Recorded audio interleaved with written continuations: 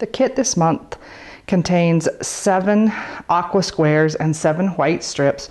I have already misted my fabric with spray starch, best press sizing, whatever you're using, and pressed it dry. So now we're going to trim. We are making flying geese this month, which we have done before. We did them when we used them for points on our stars several months back. All of the aqua squares are going to be trimmed down to 6.5-inch squares.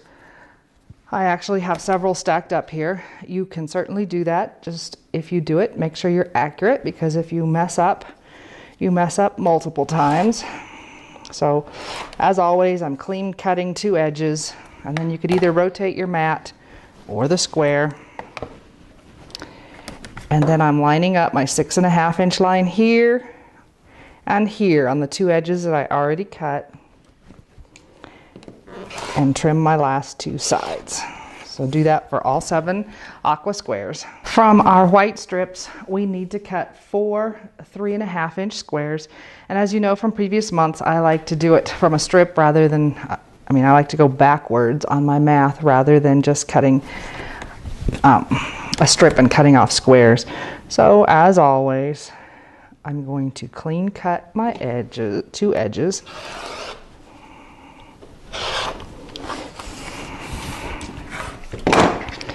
Rotate or turn your mat, and again I have several stacked up. We're going to line our 3.5-inch mark up along the long edge, and 3.5 times 4 is 14 inches. So I'm going to go ahead and cut this strip to my 3.5 by 14.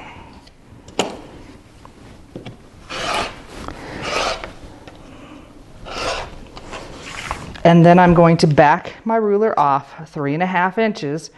So that would be, I would take on this end back to 10.5. And just make sure you have a line lined up with your 2 long edges to keep it all straight. You're at 10.5. Going to cut off our first square. Then we're going to back off to 7 on the end.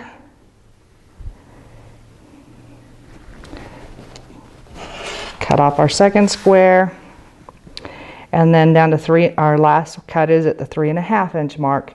And if you remember, the reason I do this is because I'm always cutting from a straight edge rather than having my cuts start to slant. So I don't have to stop and straighten up, and I also don't have to move squares to make my next cut. So do that for all of your white strips. On the wrong side of each of the white squares, we need to draw 1 diagonal line. You can use a special marking pen if you want to. A pencil will work. This eventually will be a cutting line, not a stitching line, so it's not going to show through. You don't have to mark it real dark, just dark enough that you can see it. Once I've drawn the line on all my white squares, I'm going to lay the aqua square down right side up, and then I'm going to place a white square in one corner and then a white square in the opposite corner, and I am matching my whites. So it's all the same white with each print in the blue. You don't have to. It would look perfectly fine, scrappy. You can pin it at this point if you want to. We're going to take it and sew 1/4 inch away from the line on each side. So you'll notice the white squares do overlap. That's how it's supposed to be, and we just have the line continuing from one corner to the other. So here's my square with the 2 white squares on top that I have sewn 1/4 inch away from the center line on both sides. And now we want to cut these apart. You can use a rotary cutter, scissors, whatever makes you happy. And we're going to cut on the line we drew. It doesn't have to be exactly on it because it's just in the seam allowance now. So we're going to cut it apart like this, and then we are going to press our seam toward the white so that we get a piece that looks like a heart, and there's with the seam allowance pressed toward the white. Then we're going to take our remaining white units and put 1 on each of these heart-shaped pieces. My raw edges are matching here, and my corner again is going through the corner of the square and then up through the middle of the piece that looks like a heart. I'm going to take it back to the sewing machine and stitch again 1/4 inch from both sides. Once I have done that, then again I want to cut it apart on my drawn line or close to it.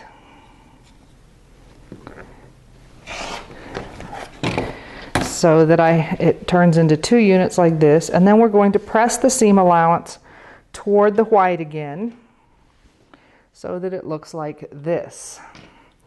At this point, I have a flying goose unit, but I need to trim it down. It is slightly oversized. We are going to trim it down to 5.5 inches wide, so this way, by 3 inches tall. So half of 5.5 is 2 3/4. So I want to line up my 2 3/4 mark with the point here, and if at all possible, you want it to be 1/4 inch.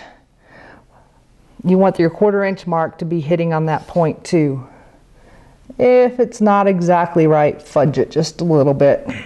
So once you're sure that you get your 2 3/4 through the center of your unit, you really should have your outside lines pretty much running parallel.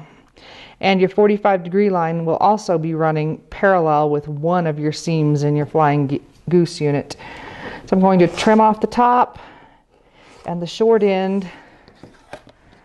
I'm going to rotate it, and this time I'm lining up my 5.5 inch mark down here and my 3 inch mark with where I cut at the top. And then trim. Each of your large blue squares will make 4 flying geese units, so you will end up with 28 of these.